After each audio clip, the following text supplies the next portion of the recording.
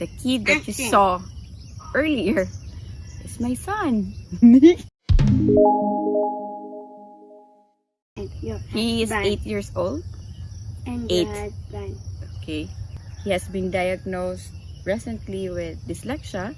And But your husband. see, he's keep on interrupting. At first, he started talking at around 3 years old. So he has also have communication delays. And Next month, your husband. What? Say your husband. My husband is the one who's taking the video.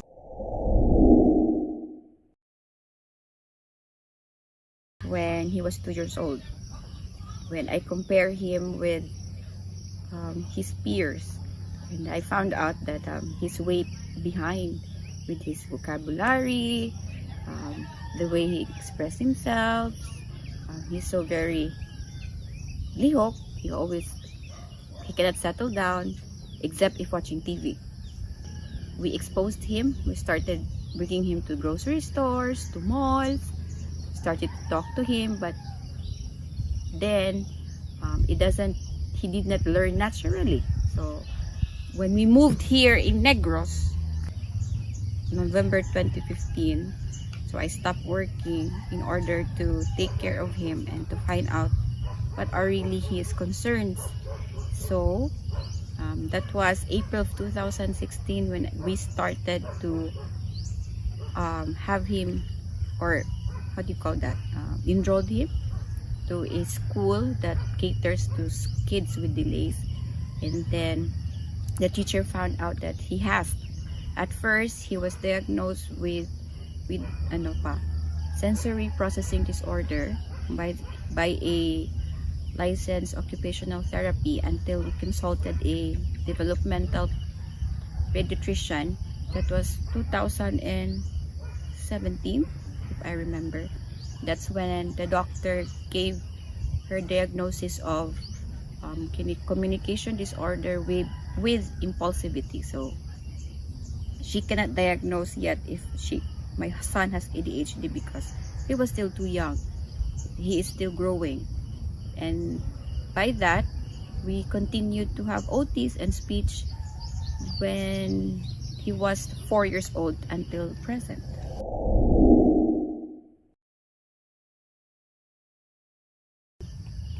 First is you have to spend more time knowing your kid, but that's our advocacy as parents. That's something that we have to really give time to have to consider. It's not only about earning, but also spending time. I know it's hard because both of us are working. I'm working, you're working, but we were able to manage to squeeze in time. The first thing is that you have to really spend time with your child, to know your child, because if you don't know your child, you will not know if there are delays.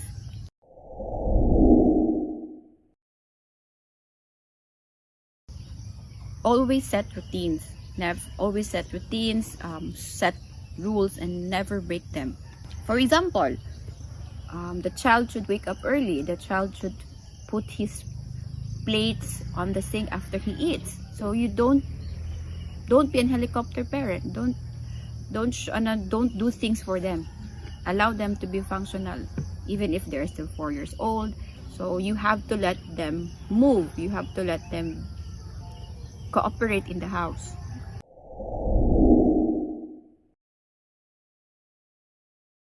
As early as 6 months or lesser, 4 or 6 months, because we have what we call as developmental milestone, where we need to test the motor skills, the fine motor skills, at age 4 years old, what should the child do, what in terms of their psychosocial development, in terms of their emotional reaction to stimulus, because at the age 0 to 12 years old, they learn through senses.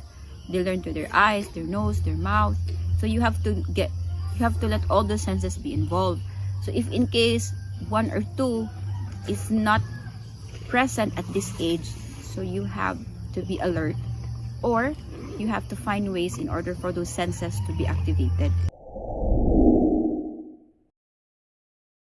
Boys, mostly it's boys than girls. number one is genetic. My sister has speech delay. That's why it prompted me to be cautious enough with my son, because he is already on the 4th generation, I believe. I have also some relatives that also have some problems with, or kids having also some issues. So it's already an alert ba to me na maybe Luke is also a child with delay. He's not learning on his own. You have to really feed him in order for him to learn. Before you have to feed him, you have to tell him what to do. Not like other kids that they know how to reason out on their own. They observe and they learn. For Luke, it's not. He only observes the things around him, but not, or just within his proximity, but not entirely everything's happening in the environment.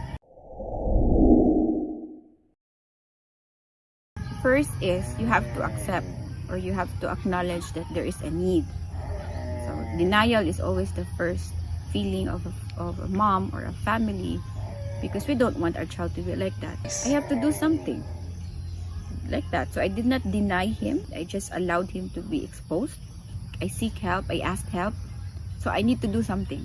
That's what I did. Yeah, every day I question it. But the more he's getting older, and the more it becomes clearer, you're focusing more on helping him, support how to him, address his delays. support him, and then never stop reading, never stop searching, never stop. You don't stop knowing what are other things you can help to expand your knowledge about handling kids like this pa. Yes. And then every kid, even though they are delays, every kid with delays have their own personality. So you have to treat them individually as well. You have to really interact with them as individual. Do not compare it to other child with autism or other child with ADH, because they have their own personality even if they have delays. Just like human being, the normal kids or the normal person, we are very unique. They just learn differently. You go to your developmental pediatrician. They are the expert of diagnosing your child. And then after that, you have to really sacrifice your personal needs in order to save up for therapy. So for example, in the occupational therapy, they are more on behavior. So it's called occupational because they're teaching the child to be functional.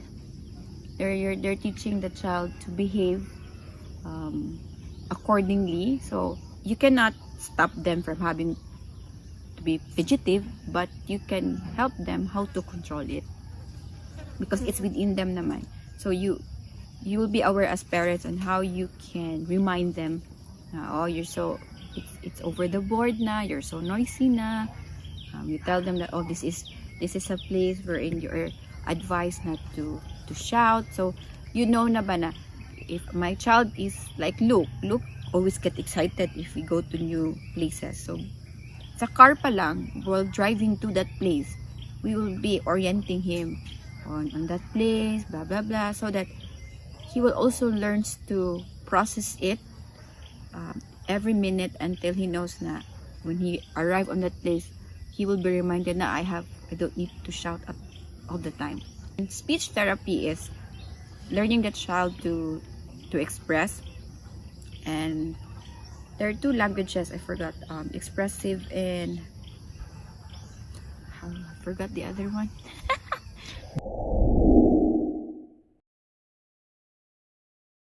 Yeah, actually, the social interaction is a great help for a child with delays to check and balance their behavior. So you have to really expose them. But sometimes, because of most of the people are not really that aware, or maybe they're aware but not trained. They don't have the enough background, so sometimes they get frustrated. It takes time for them to learn. You have to really keep on repeating it. So if you got a coach or you got someone, you enrolled him to, like for example, you enrolled him to basketball, and then he has difficulties with his coordination. So he cannot dribble properly, he cannot run properly, he's so clumsy. So sometimes coaches get frustrated, and then if the coach is not passionate enough as well, so somehow it becomes at the part of a parent, ano siya, a sad scenarios. But you should not stop. So you have to really involve them to different things. So in order for their body to move, in order for their brains to work, treat them as if they're just a normal child, but with special consideration.